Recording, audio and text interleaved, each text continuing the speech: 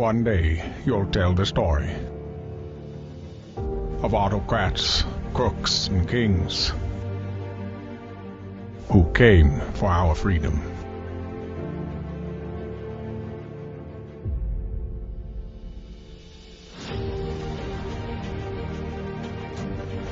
A story of citizens who stood up to tyranny and won.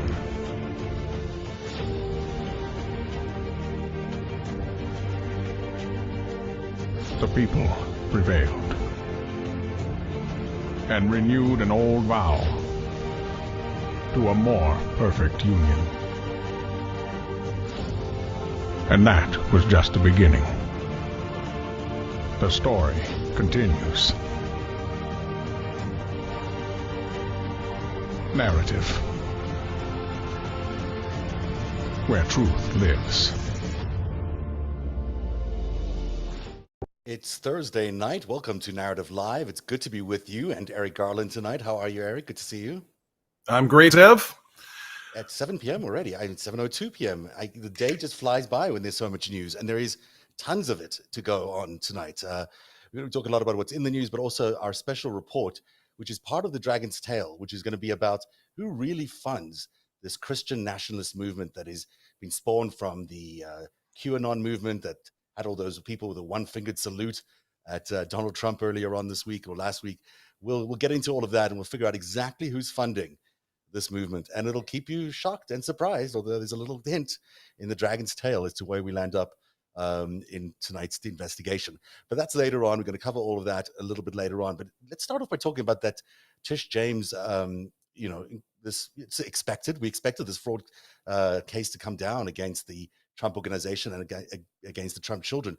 But it's one thing to expect that kind of court case to be landing. It's another thing completely to actually hear the details and for it to be written down on paper the way it was.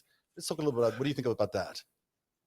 Well, we're there, right? And it's got all the great things, like what she's laid out there. It's a civil case. Because I think I think the criminal jurisdiction is going to be federal. Wire fraud, bank fraud is probably, there could be an element of RICO here, the Racketeer Influence Corrupt Organizations Act, because you've got multi-layers and there's probably some money laundering that's gone on. But she led strong, saying, that if you have different valuations for your properties for different people, that, you don't got to be, a veteran prosecutor. No, that sounds illegal. Well, it is. That's bank fraud, and that's 10 to 15 years in New York State, and it's 20 years at the federal level. Because they didn't just do it once or twice. They did it repeatedly on every property, and they overvalued their property by multiples, not just a little bit. I mean, they weren't just overstating it by $10,000 or here or there. They were overstating it by a multiple of 9 times, which is, not really accurate. It's kind of bank fraud, It's illegal activity, for sure. Yeah.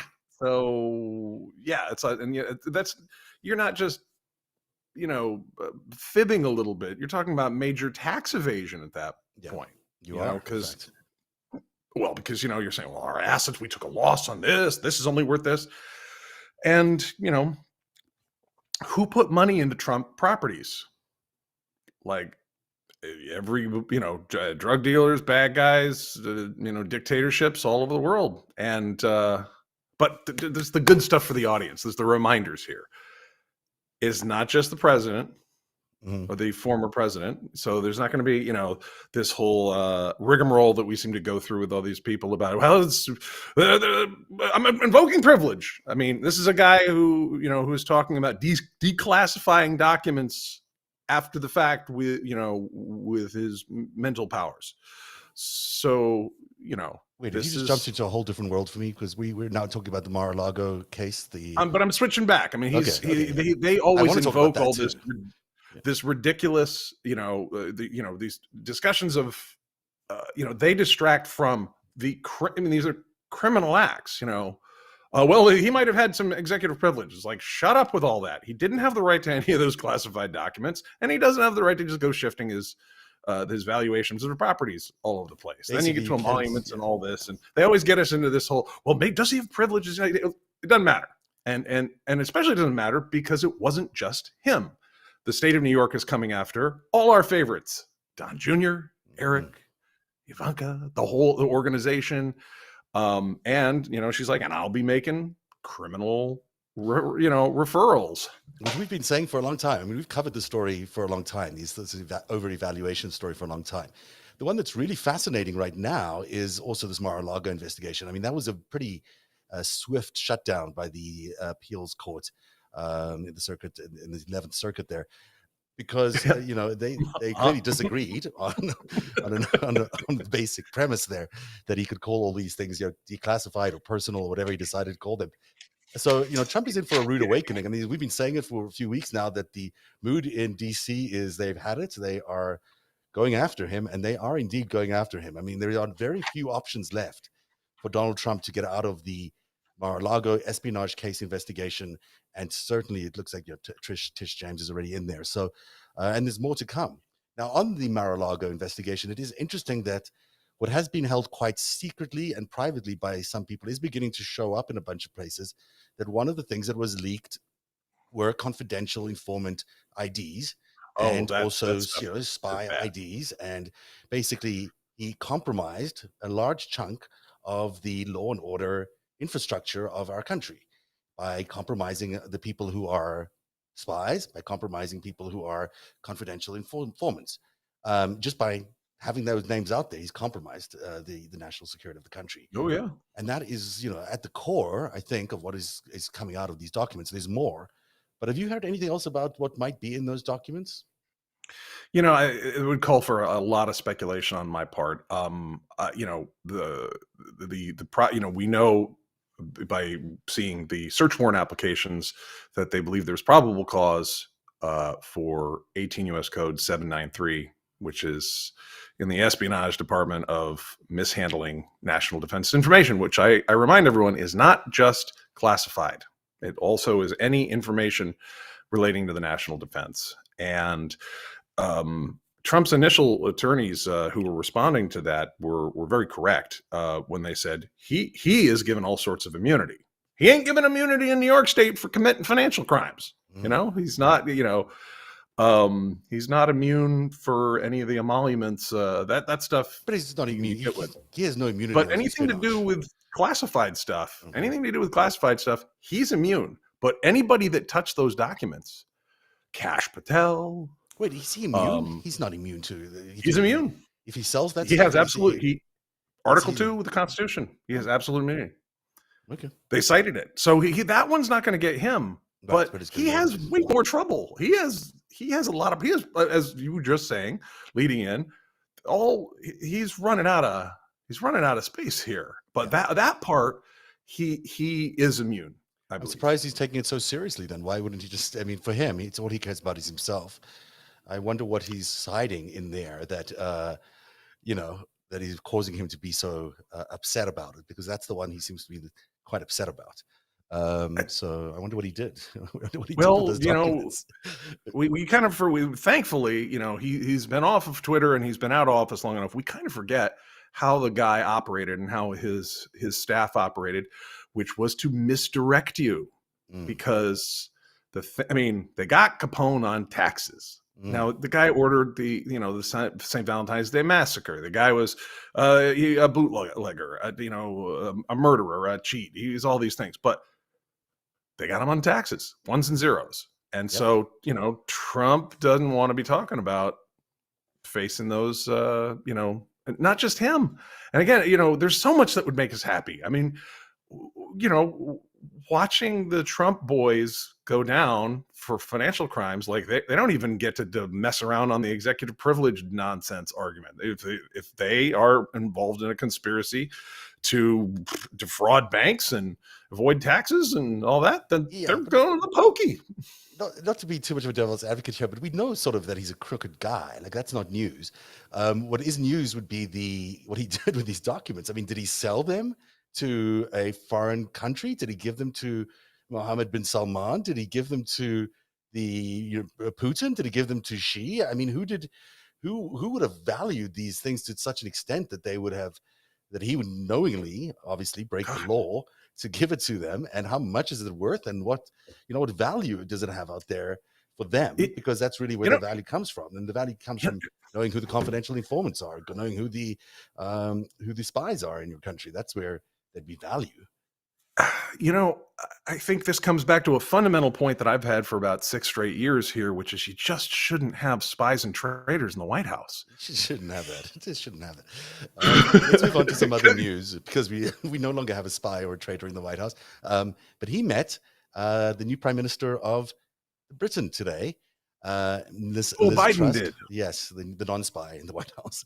Mhm. It didn't go so well, apparently, according to Ms. Truss, who said she was a bit demeaned by the whole meeting. I'm not sure what she meant by that, but it also, the White House is saying it might be considering a special relationship not so much anymore now that Liz Truss is around. Now, what could this be about? There's plenty of speculation. I don't know, but you had an interesting point about what Truss is doing in Israel, or could be doing.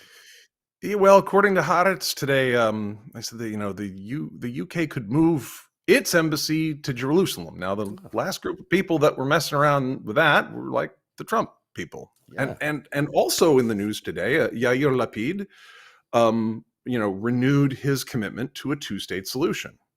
And of course, that moving your embassy out of Tel Aviv to this holy city that is shared by all these different religions, of course, is very provocative. Mhm. So it's odd that this Liz Truss would be she's committed to this thing that the Prime Minister of Israel probably isn't that happy about. Yeah, so it's pretty interesting that they're doing something that is sort of unilateral there, and also reminiscent of Trump. She's a pretty right-wing lady, but I mean, you don't want to rupture the relationship with the United States. You certainly want to hold on to that special relationship. It's not something you'd want to break up. But who knows? Maybe that's what she thinks. That's when leaders are sort of out of step with the United States, but some of them go out of step and then maybe they come back. And by that I mean Mohammed bin Salman is apparently staging a diplomatic comeback. He was the guy negotiating the release of the Russians and the Ukrainian soldiers, and there were a few Americans in there and a few Brits in there that were passed around back and forth so we could get some sort of prisoner exchange going on. It's fascinating that he is, trying to rehabilitate himself on the world stage. he's the guy who cuts up the journalists, right? I have him correct. Okay. The guy who cuts up the journalists, but who had a bit of an interesting visit from Mr. Biden, from our president, a few weeks ago, and I still don't know what happened in that meeting, but it seems to me that everything changed at that meeting. Suddenly, the oil prices started plummeting. Suddenly, he started helping Zelensky out with prisoner exchanges and a whole bunch of things. So it might be interesting to know what pressure points Biden might have found with Mr. MBS Mr. Just MBS, because that seems like it's plausible. In fact, Zelensky went out of his way to point out today that he not only had a cordial conversation with the Crown Prince, but he also discussed energy security, post-war recovery, and joint investment projects. Now, if you remember, MBS high-fiving Vladimir Putin a few years ago at the G20, like they were the best of friends, that is not consistent with what we're seeing now diplomatically around the world. So it looks to me like that alliance, the coalition which brought us Donald Trump, is having some trouble staying together, and I think that's all due to the very, very brilliant foreign policy of President Biden and his foreign minister, Secretary of State, as they call them in the United States. That's really everyone else calls it foreign minister, so it's all good. All good translating, right? Well, nobody, the fact is we're moving to renewables, and especially rolling out next generation nuclear technology and advancing wind and solar.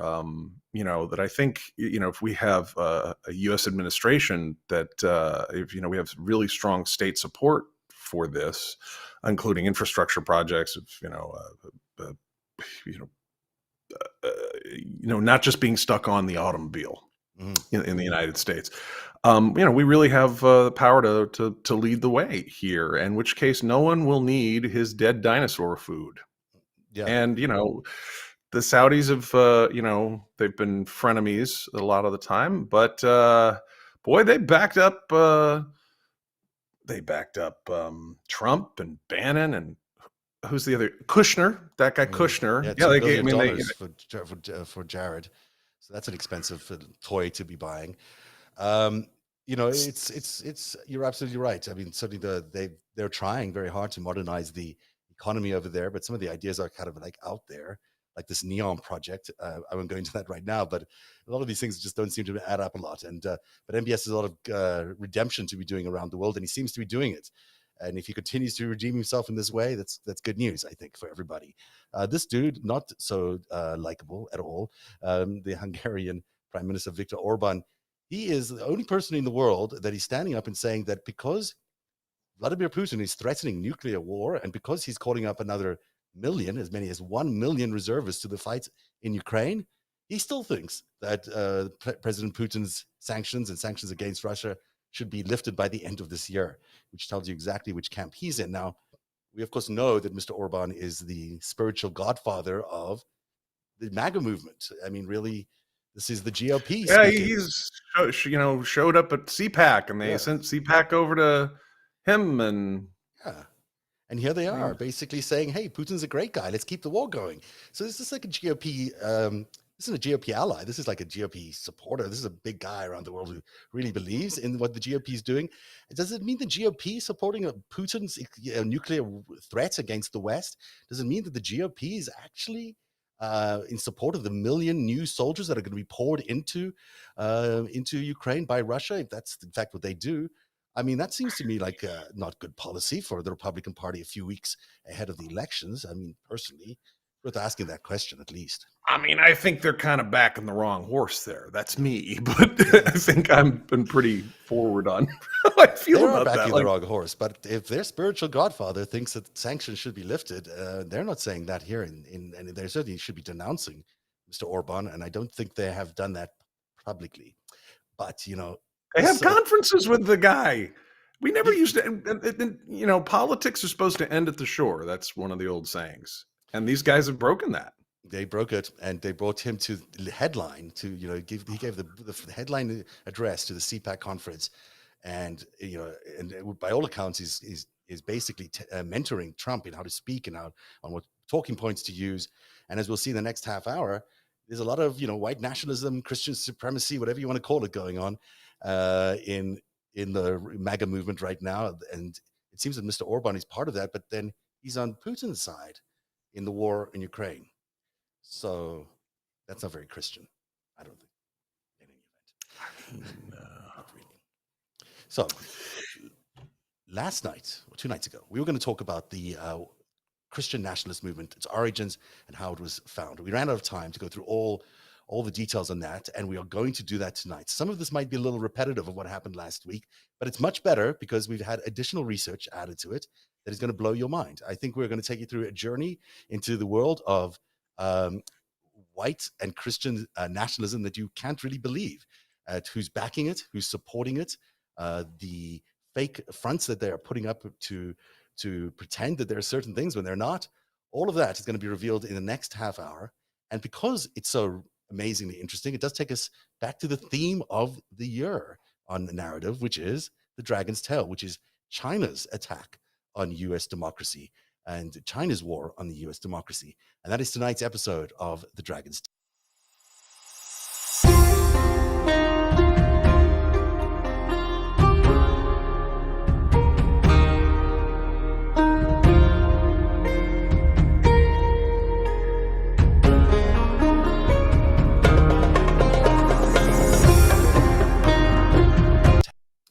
Oh, a little abrupt end there, but there you go. So, episode 1, we talked about Ivanka Trump, and we spoke about Wendy Dang Murdoch and their 17-year friendship, which looked a lot like, looked like a spy kind of thing that was going on. They were cultivating a spy, basically, out of Ivanka Trump. They also apparently, it looks to us, maybe planted as an actual spy, as a nanny in the Kushner Trump White House, which is quite, I'm sorry, in Kushner and Trump household during the White House term that Donald Trump was there. So that's significant there, of course. We spoke about the various financial inducements that Ivanka Trump got from China. And then, yes, the last episode, we spoke about Rupert Murdoch and Jared Kushner and their elaborate relationship and mentorship. It's something that I don't want to derail this, but you just made me think, if they had a Chinese nanny in the house, does Jared Kushner had Yankee white clearance to sit in the Situation Room with the president and all that? Does he have a security officer where he reports these conversations with his nanny? I mean, he would be any foreign national. I think conversations over like a half a minute, you have to like log. Well, and you got to tell your security officer about it. How'd that go? I mean, look, I'm sure we discussed national policy with the maid, but I'm sure the maid was listening to a lot of things that might have been discussed in the household. I mean, that's quite possible. You know, at the end of this episode, last time we were on with the Dragon's Tail, you know, it was hard to avoid the fact that Rupert Murdoch looks like himself was working on behalf of the Chinese government, and that there was a lot of money, you know, millions and millions of dollars being passed to Jared and Ivanka over the years in order to make them compliant with the Chinese. And of course, they love the dollars, they love the lifestyle. And, you know, there's a lot of questions now about the trade deal, about the way in which Jared Kushner seemed to get Xi and his wife to come for a visit to Mar-a-Lago. People are really questioning, you know, who he was working for.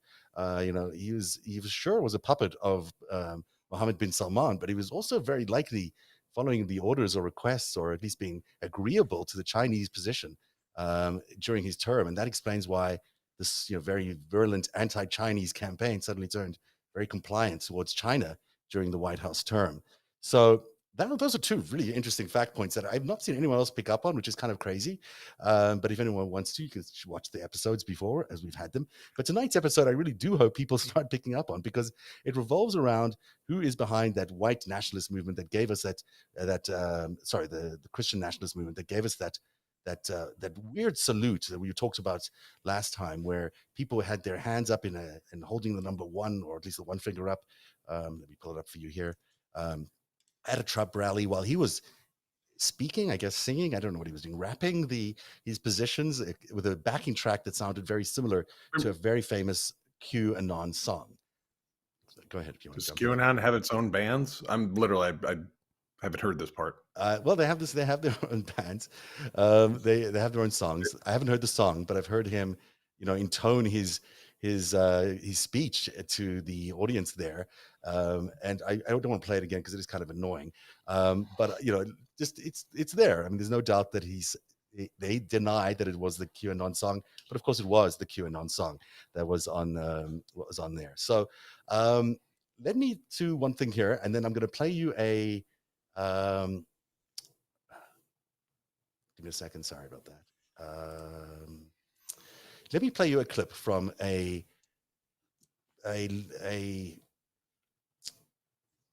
sorry, guys. Let me play you a clip from the pastor, one of the pastors who was recently at the press conference at a big rally for the Pennsylvania governor. And this is one of those, you know, interesting right-wing evangelical pastors who's making a lot of money off people. And as he's doing that, he's also infusing himself into politics in the United States. So this is him describing why he is appearing at this Pennsylvania gubernatorial rally.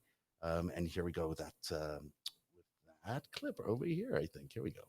Oh, it's not playing. Donald Trump Jr., Doug Mastriano, me at this Friday rally right there in Chambersburg, Pennsylvania. I believe the Spirit of God is going to show up in a unique way. They're attacking everyone who is a Christian in politics as a Christian nationalist. All the Christians are pearl clutching and hand wringing about Christian nationalism. All the nervous, religious types are all warning me, Lance, don't use the term Christian nationalist. This just makes me so mad. I feel like coming out as a Christian nationalist because the devil controls, like the rainbow. The rainbow used to be in the Bible, a sign from God of his covenant that would never destroy. Then the LGBTQ movement got a hold of it. And now if you put a rainbow on something, are you LGBTQ? It's like the devil grabs stuff and brands it. It makes me so mad. I'm not willing to let Christianity and the nation or nationalism or love of nation be destroyed by the left, who's like an ubiquitous force, they're like a virus. Donald Trump Jr., Doug. Okay, I don't know if you saw any of that. Did you see any of that? You didn't get to see any of that, did you? I get to hear it. You got to hear it. Okay, You know, I apologize for that. All sorts of technical issues tonight, but there is a guy, who's basically appearing at this big event with a gubernatorial candidate that, by all accounts, he's a neo-Nazi. He's really allied with all the worst kinds of people. He supports Gab, amongst other things. He's just a very, he's a piece of work. He's one of these people who MAGA has put up there to essentially, trying to take away the votes next time people vote in Pennsylvania. So he has these rally. Donald Trump Jr. is going there, and Mr. And that guy's the priest's name is there. I can't even read it, but I'm sure you. Lance Wallnow. Yes, thank you. So what is this? What's going on? Why are we suddenly seeing this infusion of Christian nationalism inside our politics, our body politic? There's something very unique going on, and when you really look at who's behind all of this, you land up in a very unique place. You land up with, for starters, Michael Flynn. General Michael Flynn is a fascinating character on his own. You know his history. He's a former intelligence officer for the United States. He was Obama appointed Flynn as director of national intelligence. He was unceremoniously removed from his job by Obama because he was up to a lot of no good when he was doing that job. And since then, after he left office as the director of national intelligence, he's been doing all sorts of crazy things. He was attending a gala by Bijan Kian, who is a Turkish fella. You want to explain who Bijan is? Just on a quick note there. Bijan Kian is, I think, a dual Turkish-Iranian citizen that Flynn was in cahoots with, and again, speaking of being, what's that? They apparently, they paid Flynn Intel Group, and they were going to discuss the kidnapping of Fethullah Gulen, the religious leader in Turkey. Right, that's one of the shady. In Pennsylvania. Yes, so there you go, Pennsylvania again. So this is the kind of stuff that Michael Flynn was getting up to, and then he set up an intel group with this guy, this Keon guy, and then he became a key figure in the Trump campaign, and he became the national security advisor. Was also on the payroll of NSO Group, Pegasus Software, Israeli spyware, and then he was fired 2 weeks in, or 2 weeks into, I think, his administration, the Trump administration. Trump fires Michael Flynn. So what does Michael Flynn do from that? He goes and he starts pushing this whole theory, or this title, of the digital army. And so you've heard them talk about the digital soldiers, about this whole notion that people are going to be out on the internet basically waging war against, the left, using the digital army, or the digital soldiers that he had created. Now, this does not mean that he invented QAnon, but the first QAnon thing that came out involving Q, the first Q drop, was in November of 2017. So it's an interesting timing that he has time to leave the White House, and then can go and do all sorts of interesting things like license companies, which I'll explain in a bit, and start this digital soldiers movement. And if I can throw in just a couple of dates in there to remind people of how important that time frame was. Remember, James Comey got fired in May of 2017. Then you have the Mueller investigation kicks off. They immediately have a pretty big office with 2 skiffs in it, and all these prosecutors descend, and it's like, whoops. And then the Senate Intelligence Committee starts having meetings in September of 2017. And of course, Paul Manafort and Rick Gates get charged in October 30th or so of 2017. And then there's a Q drop. And the other thing I want people to remember is Flynn was very aware of the Pentagon's ability in psychological operations, including strategic communications that they deployed against different, I believe, like heads of warlords in Afghanistan, different leaders of religious or terrorist movements in Iraq or Afghanistan. So there's a science behind this, and we can do some of those things too. But his position, he was aware of all of that, and I think he borrowed some of that knowledge that was given to him by our taxpayers, and he took our position of trust and fired that weapon right back at the American people. In fact, that's exactly what he did. He had technology and psy-war technology and spyware abilities, the mechanisms, whatever methodology you use. He learned that in his job as the Department of National Intelligence guy, but then he also brought that back to the United States and started to deploy it against Americans. Was that the basis of QAnon? We don't know. Was it the basis of digital soldiers? Maybe. Was it the basis of the way he recruited some people along the way? 100%. I can confirm that that's in fact what he did. Well, maybe 99%. I can say that he did. Use that methodology to acquire people to help him along with the MAGA movement as he was building the sideline things like the big lie for Donald Trump.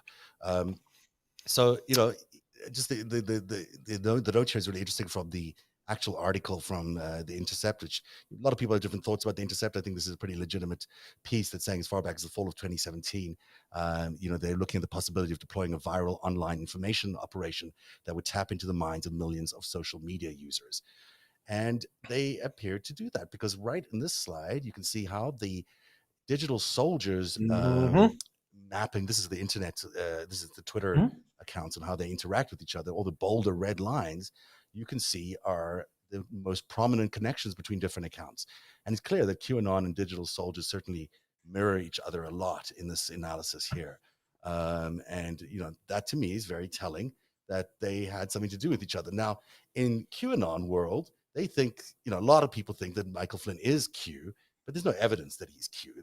But there are suggestions that they're similar people because, Q supposedly has top secret clearance and is a government official, a deep state official who seems to be unhappy with, the way things are going. So it's just interesting to note. Well, I mean, and you see how they've taken the reality of the situation and flipped it exactly 180 degrees around, where you've got pretty much the only institutions that can fight back against foreign intelligence, hostile intelligence services are the actual deep state, our intelligence services. So you also have to, and then when our intelligence services get involved in something, and it's going to have to be broken around for the American people at some point, perhaps. Normally that just goes to decision makers, but to explain just how complex this attack is going to be, which is something the Mueller report attempted to do, of course, that you're talking about something that's very, very complex. And one of the things that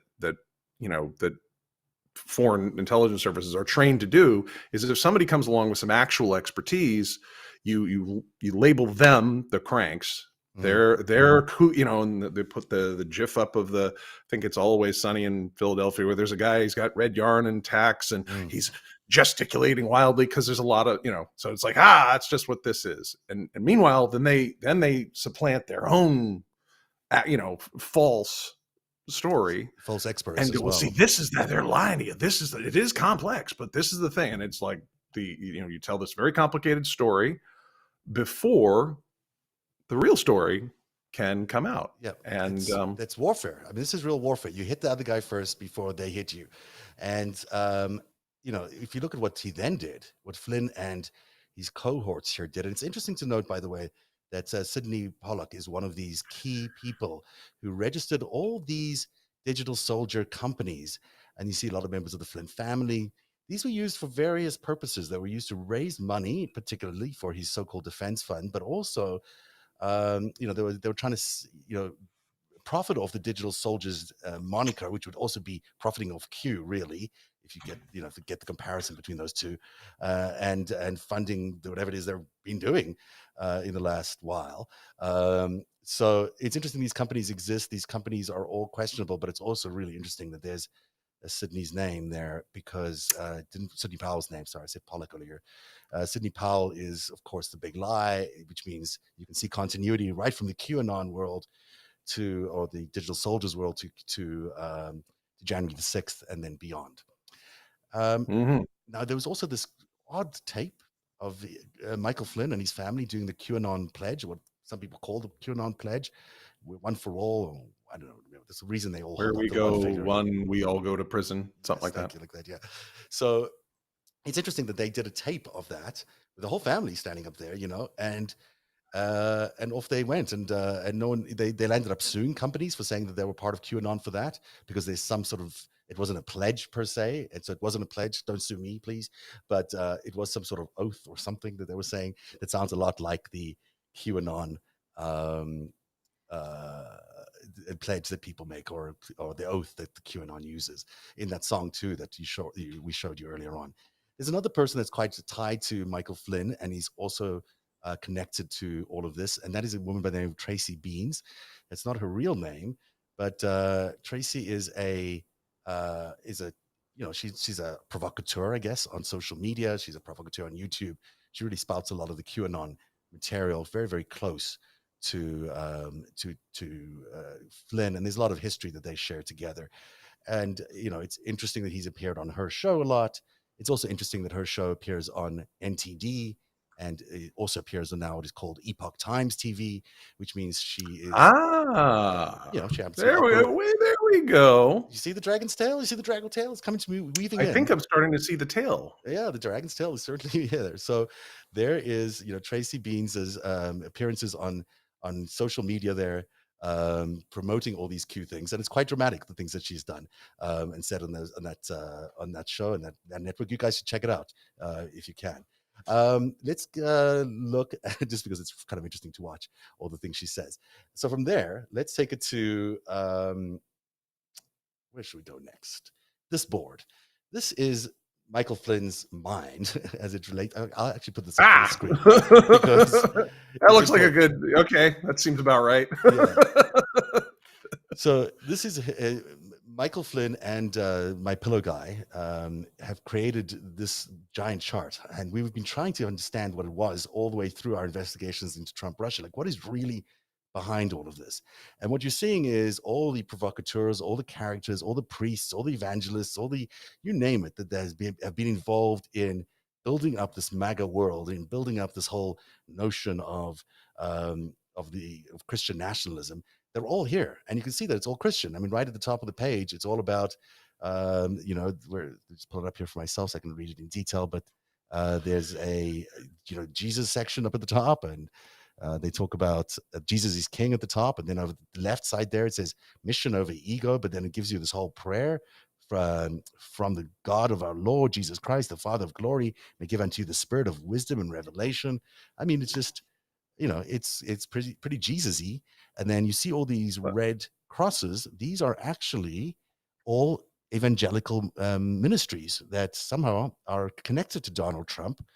These are the same kind of people we showed you right at the top of this half hour. We were explaining these pastors who are out there, saying things like they were in that clip there about Christian nationalism and about the left and all of that. So you can see that there have been highly politicized evangelical churches that have been added to this Donald Trump sort of wall of contacts and provocateurs and influencers, you name them, that they would somehow using this whiteboard to plan what they were going to be doing over the next 2 years, which is of course the last 2 years of the Trump White House. So have you seen this thing before? Have you had a chance to ever take a look at this? Nope.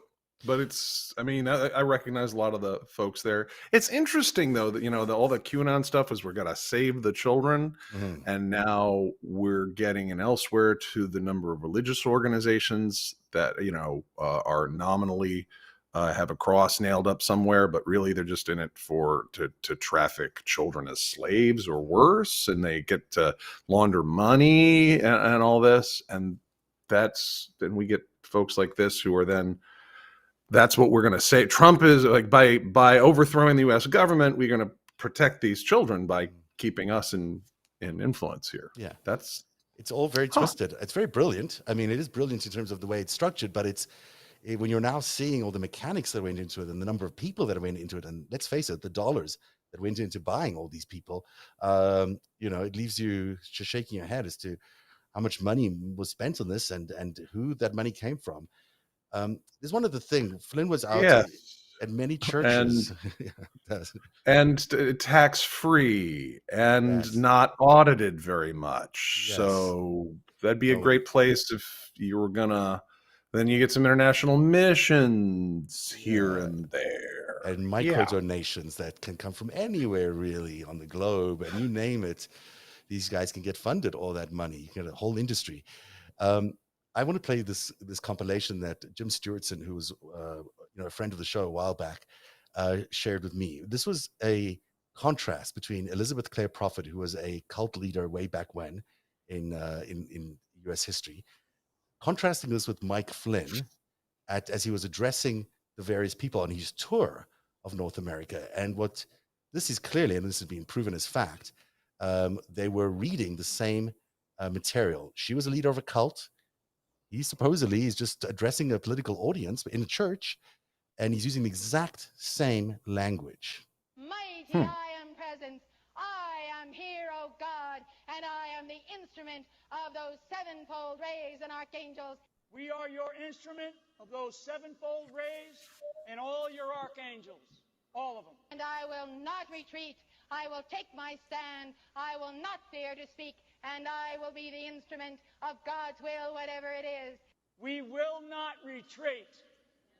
We will not retreat. We will stand our ground. We will not fear to speak. We will be the instrument of your will, whatever it is. Here I am. So Whatever it God, is. in the name of Yeah, I mean, look, Archangel Michael it's and his legions, kind of chilling listening to this, and it's kind of like we will just follow you regardless of where you're going. You'll make up whatever rules you want for us, and we will be there for you. Where and we it's- go one, we go all. Yes, Because where are we exactly. going? We're going to the Capitol, which is an enormously stupid idea. But Yeah, and well, God knows what they're planning next. But the Civil War, is that what's next? In fact, that is maybe what they're planning next. And one of the things that worries me most about this movement is you do have these people who have lost their logical brains. They're no longer operating in that way. They're being led in this kind of thinking they're following some sort of divine spirit, some sort of godly figure. And what it's resulting in is these people might go to great lengths to protect Trump just because they're in a sort of trance, in a meditative trance, in some sort of hallucination that they're being lulled into by Flynn and company. I mean, these are authoritarian cults, that are taking on the guise of religion. And they seem to be dispensing with the stuff like, and I don't want to get back into religion. We did that a little earlier this week. But, like Jesus was really not big on super rich people and didn't like people that were really judgmental of others and whatnot. Bunch of great Christian stuff. That's not what they're focused on. This is on follow me, listen to me, and we're going to do this really intense stuff. And here's the thing: the people that are really experts in the brainwashing are military intelligence services. And this may seem like an odd trivia fact, but I don't think it is in this case. There was the Jim Jones cult that all committed suicide with the Kool-Aid, right? And he made them drink Kool-Aid multiple times, going, "Hey, you never know when it's going to be real." And then it was real, right? Did you know he transferred his remaining money to the Soviets just prior to committing suicide? It would not surprise me one bit. These things are often, all these cults are often foreign intelligence operations. And so is Donald Trump, in my opinion. And I'm sure yours. So, And they've been doing this for decades. And, America is a very, very powerful nation. And, there's no... China is going to have... We're taking, like, semiconductor production. We're taking it away from the Chinese, supply chain. It's going to cost them, enormous hardship. Same with Russia. America is still the most powerful nation that has ever been, and fighting us directly militarily doesn't work out and isn't going to work out, especially if we're unified. So kind of the only way that you can really take on America is you got to hollow it out from within, and that's why funding these movements and I think you're going to get to this with some of your new research on this. I don't have that research, but I know that if I were China or Russia, that's what I would want to fund. That's the strategic play, is to get 100%. Us to break ourselves. Don't forget that Putin and Flynn had a dinner. Putin and Flynn had direct contact with each other, and we know check was passed around because of that dinner. And so now we're landing up with people like Rick Joyner, who's another of these evangelical, figures, priests maybe is what they call them. I don't know. Let's listen to what he has to say. And this is where we start taking the turn from just Christian, just political to military. We're in time for war. We need to recognize that. We need to mobilize. We need to get ready. I'm talking to law enforcement, talking to people. One of the things I saw in a dream I had related to our Civil War was that militias would pop up like mushrooms. And it was God. These were good militias. What I also saw in my dream was the Lord had seeded our country with veterans from the Iraq War, Afghanistan, all these wars we've been in recently. Many who know how to fight in urban warfare are going to be a part of the leadership of these militias and help us in what's about to unfold in our own country. And these are going to be patriots. These are going to be those who are they know what the tyranny of Marxism is, and they've seen its evidence and the cruelty of some other ideologies and all that is out there. But they are going to be able to help give leadership to these militias that are popping up. And this was a God thing. He prepared us for this. We're in time for war. We need to. So, a couple of things there. Do you want to jump in with a reaction? Yeah, that dude's a traitor. Traitor. God is not in his dreams. He might be thinking God is in his dreams, but God is not in his dreams. And he's beginning to fan the flames of a civil war inside evangelical churches. Basically, he's speaking to his loyal followers and saying it's time to start a civil war in America. These are churches. These are churches that are the same places that you just saw Michael Flynn intoning in that whatever it was address that he was giving. Here is a pastor talking about the need for civil war, and he's also talking about this veterans from the Afghanistan and Iraq war. And who are those veterans? Michael Flynn is one of those veterans from the Afghanistan war, and he also has an entire, some would say, militia called the First Amendment Praetorians, who he has, many believe, was part of assembling. This is a standalone organization of former Afghan and Iraqi vets who by all accounts were his top security people at most events in leading up to January the 6th. So these are all made up of former soldiers or veterans from those two wars. Yeah, and so we have foreign countries that attack us, and then we end up in Central Asia for 20 years, creating injuries and traumatic, TBI, traumatic brain injuries, and PTSD for all these veterans who make it back, and then our economy is getting attacked and hollowed out, and we're the rural areas are flooded with drugs, and then you've got these increasingly radical pseudo churches that are really just pushing authoritarianism. And then when it's time for this, this uprising, it's couched in this, religious, authoritarian, inevitable, divine terms. And we've covered on this show that it was one of Stone's, it was a phone call with one of Stone's people talking about how those militias were going to come out, and if you didn't do what you were told, you were going to get shot. Yeah, if you didn't obey their curfew, that's what they were going to do. And they were going to shake down the walls of Jericho. Another biblical reference was like, that was the things that those are the metaphors they're reaching for when describing what they want to see happen. this guy, Robert Patrick Lewis, is the head of this First Amendment Praetorians. This is his quote: "We're drawing our line in the sand." This is one of his, this is a fearsome guy. I would not want to run into him anywhere because, he's a dangerous dude because he knows how to fight the way Americans know how to fight, and he knows how to do this well. Do you really want to take back and keep the Republic truly? Because the answer is rather simple, and I can't read the rest of that. I'm sorry, I'll get it for you here. But it will require Sunday school, turn the other cheek American Christians and patriots to turn into Old Testament, full wrath of God, destruction of their house, and salt the earth beneath them, Christians.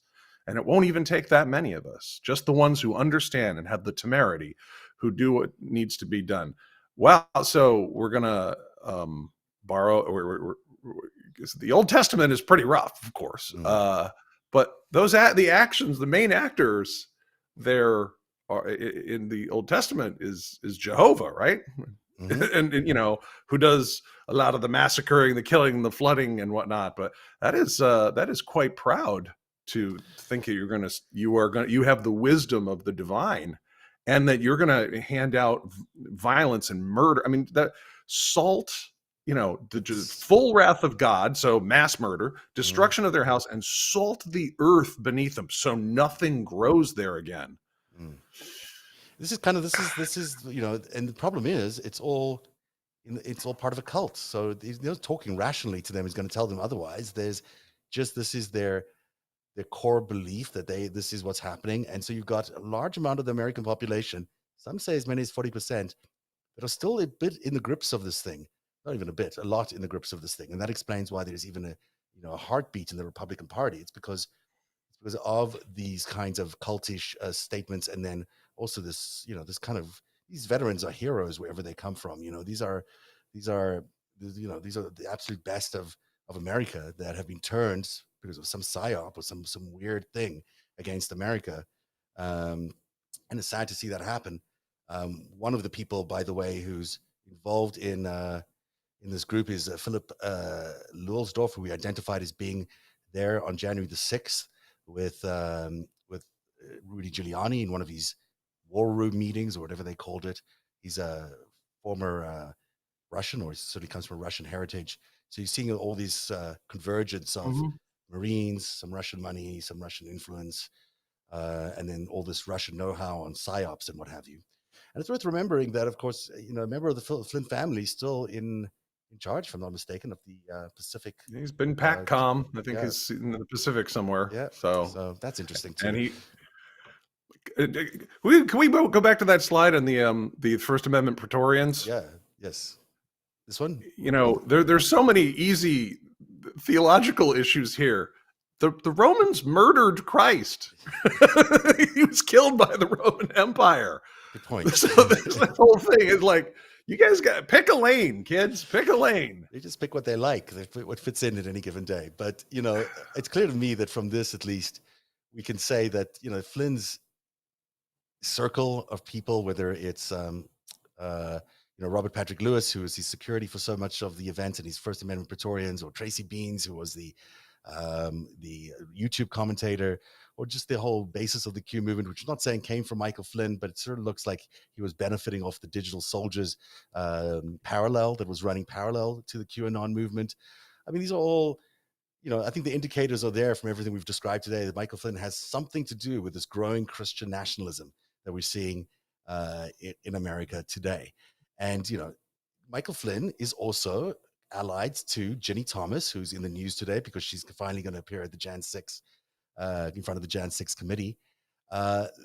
They were both part of the Council for National Policy, Council for National Policy, and they were involved in a particular group of the Council of National Policy, which is the CNP Action Committee, which is probably their most, active program kind of thing that deals with setting up projects. Wait a minute. So Ginny Thomas and Michael Flynn, General Michael Flynn, were part of the same little group. Yeah, exactly. At CNP Action. I don't think people really necessarily know that. Well, they should know that because, well, they now know it now if they didn't know it before. I mean, it certainly is one of the most interesting things that I found in that both of them are listed in the directory of CNP Action as part of the leadership there. And this is all the way leading up to January the 6th. I'm sure they're not there now. Maybe they are. But, it raises questions. So you got St. Louis's Ed Martin there, the Judicial Crisis Network. Eagle Forum, that's the Schlafly people, right? Yeah, exactly. That's also St. Louis. Then you got CNP Action. You had the wife of a sitting Supreme Court justice working with a foreign agent, a guy who was on the payroll of the Turks, the Likudnik, the Russians. Yeah. And they were working together. And then you got the Federalist Society. Yes, that's a good segue you just did there. Because guess what's next is the Federalist Society. Before we go, just a quick more note on this thing called the Seven Mountains.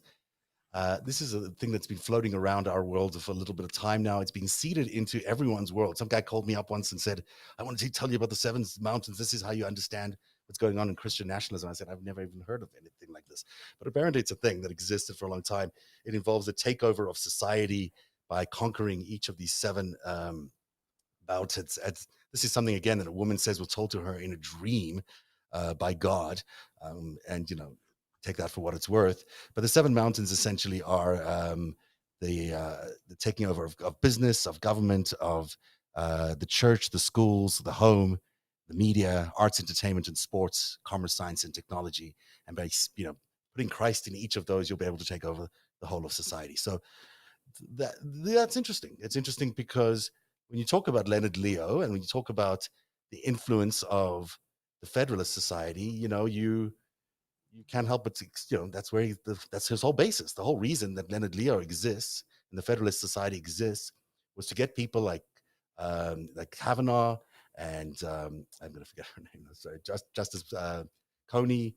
I can't believe I'm forgetting the names of Supreme Court justices. This is not right. Amy Coney Barrett. Yes, thank you.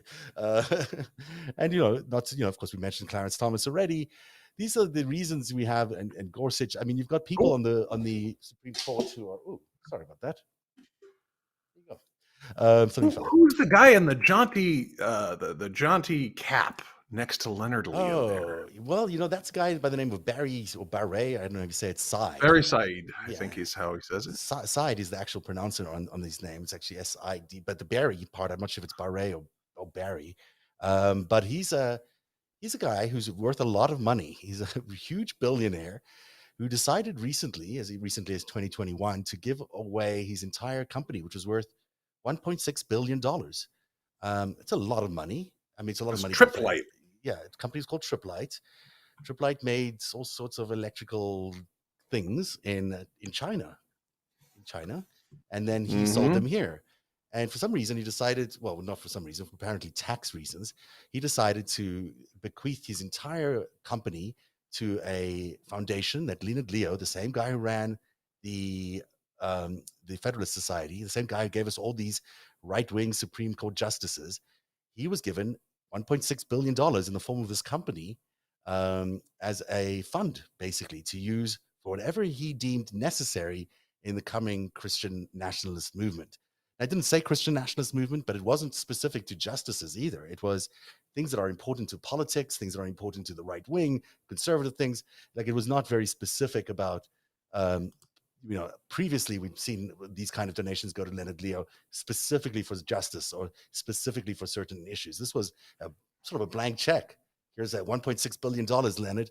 You go and spend it where you want and make sure that, the insurgency, the right-wing religious Christian nationalist movement takes hold. That's a lot of money for anyone, but it's a lot of money for a political movement. And I know you have thoughts on that, but this is something that Joe Biden mentioned this week when he said that he really wanted the Disclosure Act or the Disclose Act to pass. And I'll just play a second or two of that, and then I'll give it to you. Let's take a listen to what President Biden Conservative said. activist who spent, as was his right, decades working to put enough conservative justice on the Supreme Court to overturn Roe v. Wade, now has access to $1.6 billion in dark money to do more damage and from our perspective, and restrict more freedoms. As far as we know, that's one of the biggest dark money transfers in our history. And here's the deal. The public only found out about this $1.6 billion transfer because someone tipped off some of your reporters. Otherwise, we still wouldn't know about it. But now we know, and there's something we can do about it. This week, the Senate's going to vote on the Disclosure Act. So I don't think this act is going to pass because the Senate Republicans are not going to pass it, which is telling in itself. And this is just an act where you get to hear about, people have to disclose where dark money's coming from. It makes total sense. You're going to give someone, political movement, billions of dollars, you have to say where it's coming from. But doesn't this make the whole thing with Triple Eight seem really suspicious? Like, this guy's, this Jewish guy is giving $1.6 billion to Christian nationalism?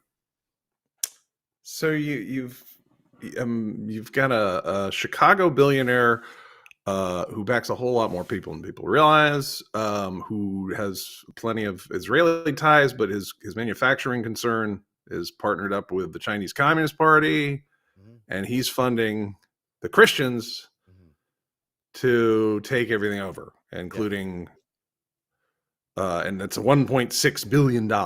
Yeah. And that was the most recent. That was just like he just like cashed everything out and just gave it all to Leonard Leo. Yeah. Huh. In the past, he had been supportive of other causes like the anti-Muslim causes or those kinds of causes. It kind of made sense with his own history and his own identity, but he certainly is never identified as a Christian, and he certainly is not identified as a Christian nationalist. So to see him suddenly throwing all this money into the Christian nationalist movement seems a little bit weird, actually. Christian nationalism, neither Christian nor nationalist. Yep. Because if you're nationalist, why are you taking all this money from the Chinese? Mm-hmm. Why are you taking money from the Russians through the NRA? That's globalism. That's a whole network of global, dictators. Yep. And as far as Christianity is concerned, Jesus didn't lead a lot of uprisings to like murder governments. So Christian nationalism, neither Christian nor nationalist. Discuss. And let me just say, very Chinese, because Barry Side is not the only American business leader with a lot of Chinese interests that has been backing things like the Big Lie and the January the 6th coup and now Christian nationalism. In fact, the top 5 people who backed the Big Lie in terms of funding all the Congress people who supported the Big Lie, every single one of these guys, Miriam and Sheldon Adelson, tied to China. Hedge fund CEO the Cow Casinos. Yeah, tied to China. The Mellon Steel fortune, Timothy Mellon, tied to China. Blackstone, tied to China. Uline, tied to China. You've got a endless amount of money coming from these people, it seems. And you wonder why they are the top 5. Why are these guys the top 5 to support the Big Lie? And why is this man, Barry Side, the top guy to support Christian nationalism? It begs the question. Okay, so at the top there, you have Miriam and Sheldon Adelson, who are who are Jewish and are some of the biggest funders of Israeli politics. Yeah, and they're funding these violent weirdo Christians who are going to take over America and make it run by something Jesus, and so is Steve Schwartzman. Yeah. Right. Who he doesn't strike me as a Gentile. And getting all these people get their money from China. All these guys, Macau is where is a corrupt place as anything. It's where a lot of corrupt business goes down, and that's where Miriam and Sheldon Adelson made their money. All these guys, I did the research on this. I don't have the details here, but if you look them up, just Google each of these companies in China, and you'll see a lot of detail around their involvement in Chinese industry and other factors of life there. Blackstone just bought Crown Casino in Australia, which is the dark money pipe into Australian politics. And who is running some media over there? Our friend, what's the guy's name? Rupert Murdoch. Yeah. Also influenced by the Chinese, for sure. So, you begin to see a pattern here that's fairly interesting that that's why we called it the dragon's tail. You can't always see it, but if you dig deep enough, you'll find them. They're certainly here in this story about the Christian nationalism. And that's the biggest irony about all of the MAGA movement. Has always been so terrified of Christian. This is their whole campaign, is to stop Marxism, is to stop America becoming like the Communist Party of China. And in fact, they are being, I don't know, Surprise! They're the ones who are doing it. It's irony, but it's not ironic. It's just a bad joke that they're being played on them, and it's sad. And this kind of information needs to be spread far and wide. This is not the kind of thing that just a narrative broadcast is going to help. But I sure hope other people start picking up on exactly who's funding this Christian nationalist movement, and all these players that don't look very Chinese to me, but they may be getting a lot of funding out of China, which is certainly possible. I should add, do I have time for? I know we're over, but I'm going to just do one last thing. I just have to do one last thing here. So you know that Michael Flynn, Steve Bannon, both are interesting foreign agents. Steve Bannon, very directly linked to the Chinese. Michael Flynn, not so directly yet linked to the Chinese, except guess what they are? But it's starting to peak. Starting to... Look at this little fun chart, because both Michael Flynn and these other characters, like the Pillow Guy and Navarro and Giuliani. Like the Pillow Guy. I mean... I just can't. Guess where his pillows are made. I'm sure they're made in China too. So they're part of the new federal state of China, which is an organization which is calling for the end of the Communist Chinese Party. And these guys are fully in favor of that. Not only are they fully in favor of that, the guy who runs that whole new federal state of China was Guo Wengi, the Chinese spy, who's kind of bankrupt, or claims to be bankrupt right now. And to make matters even more interesting, that whole foundation is funded by the Rule of Law Foundation, which is funded by this is run by this Li Mengyan, who's a Chinese national, and Kyle Bass, who's got his own interesting history. So that's how they get the funding into the new federal state of China, through a nonprofit organization, the Rule of Law Foundation. That's 501c3. And of course, we know that Guo and Steve Bannon are basically best buddies, because we just know that he's part of the war room effort that Steve Bannon puts up. The war room indicating civil war, not just a war room in the metaphorical sense. And so if that doesn't close some circles for you around whether China is involved in Christian nationalism in America, then I don't know what does. So that's the best bet that's the best case I could put forward to you as to why the dragon's tail is most certainly in the Christian nationalist movement. And I love that, because the slap at us back in the day was Russia, and look, you couldn't not see. Look, there were Russians up in there, right? There were Butinas all around. Yeah, but but Russia had played the heavy, and Russia had been had not been closed off to the West or the rest of the world like China was during Mao. Russia was an active antagonist, and China remained very, very isolated, such that when, we weren't as interested in engaging fully and integrating our economies. And Russia, of course, was a mess after the fall of its own regime. Whereas in the 90s, we engaged heavily with China, and a lot of people made a lot of money and helped the Chinese Communist Party, the tech sector in the United States. Man, we're going to get to this, I hope, on a future episode where, I'd love to share with the audience my, 15 plus years of research into American companies that help the Chinese communists build a surveillance system, to repress democracy. Yeah. That our know-how went to that. Yeah. And there's a lot of people who made a lot of money on it. And time to own up, everybody. It's hard to realize that this is really who is behind all of this, because it is so important that we know exactly who we're facing and why we're facing them. They've used proxy nations, and we spoke about this at the top of the show. They've used Saudi Arabia, they've used Russia, they've used UAE, Israel, the UAE, they've used Egypt. They've used them all to attack America, and there's no excuse for those countries having done that. But at the end of the day, the country that benefits the most out of all of this, and the country that would have had the most incentive to be spending this much money on destabilizing America, is there really is only one answer to that, and that is China. And that's why we're doing the series The Dragon's Tail, and that's why we're the only ones doing it right now, as far as I can tell. But I do hope other people start to pay attention to China. I know they own a lot of the media companies. I know they have a lot of very influential people in all these places. If you're really going to do your job as journalists, you really have to take another look at China and their influence on what's happened in America since 2016 and still going on today. Their investment in spying in the United States has, I think, tripled.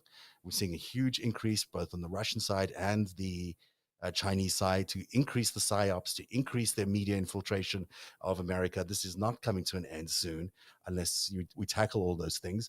And the situation is kind of dire. We still are in a pretty big emergency in terms of democracy. It might seem like things have calmed down because of President Biden's amazing leadership, but it's not. We're not out of the woods yet. Not at all. Not at all. I mean, this is a game of inches. We need, I find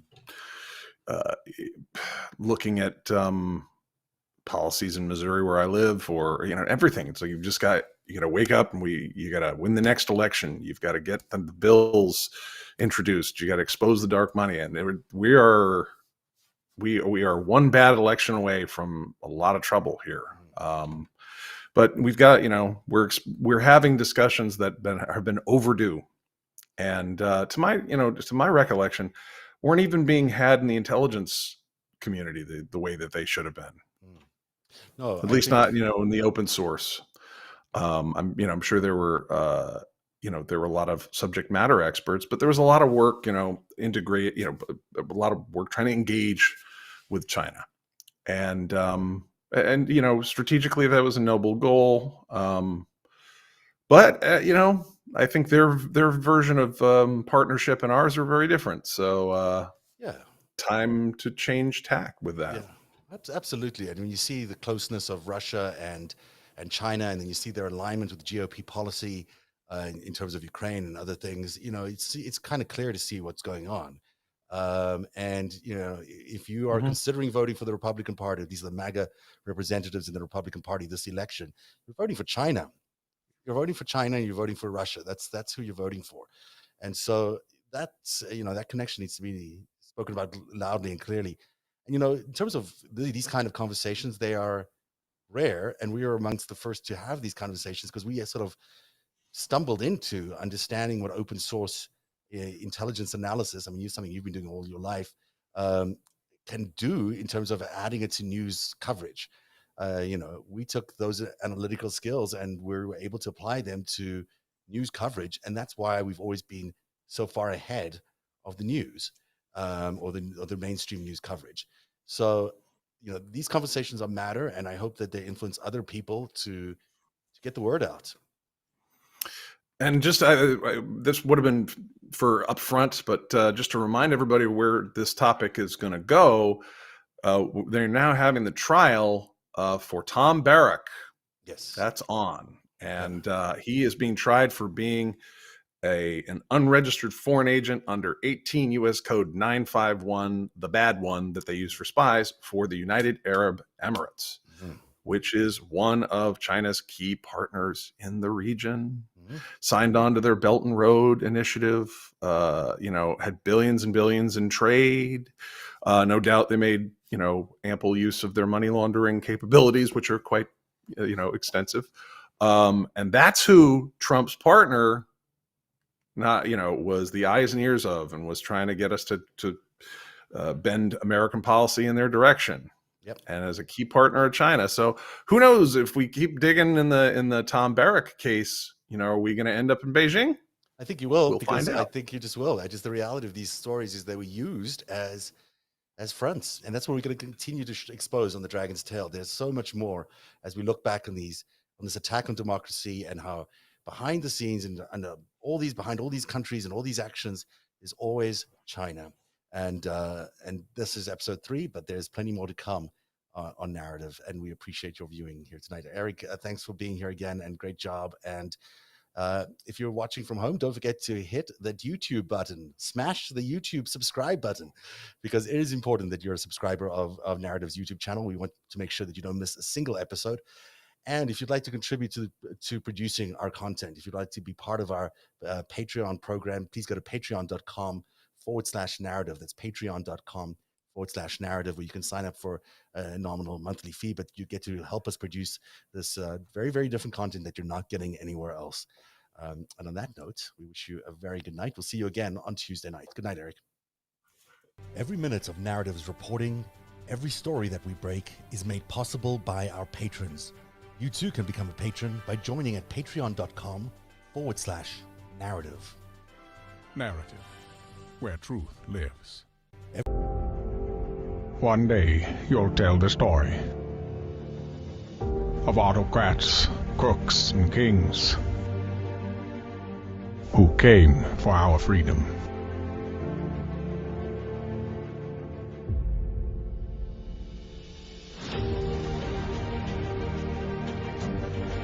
A story of citizens who stood up to tyranny and won.